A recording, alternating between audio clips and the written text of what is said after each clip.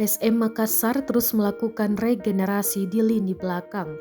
Pemain bertalenta di posisi stopper terus bermunculan di klub kebanggaan masyarakat Sulawesi Selatan ini, mulai dari era Perserikatan hingga era Liga 1 saat ini.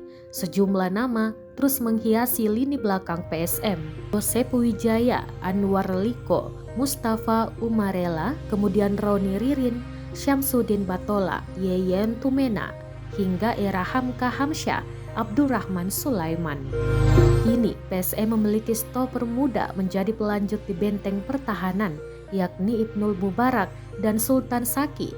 Kedua pemain ini merupakan jebolan Akademi PSM. Ibnul Mubarak menjadi salah satu pemain jebolan Akademi, diorbitkan ke skuad PSM musim 2022-2023. Namun pemain asal Penajam Pasir Utara Kalimantan Timur ini belum mendapat kesempatan bermain. Ibnul masih kalah bersaing dengan nama tenar di PSM seperti Yuran Fernandes, Erwin Gutawa, Agung Manan, dan Safruddin Tahar. Sebelumnya ke tim senior PSM, Ibnul tergabung dengan PSM U18 di Elite Pro Academy Liga 1 2021. Pemain yang memiliki tinggi 187 cm menjadi tumpuan di lini belakang.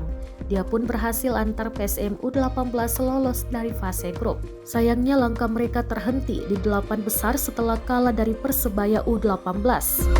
PSM U18 kali itu kehilangan beberapa pemain pilar karena dipanggil ke Timnas Indonesia U19. Sementara Sultan Saki merupakan produk jebolan Akademi PSM U16.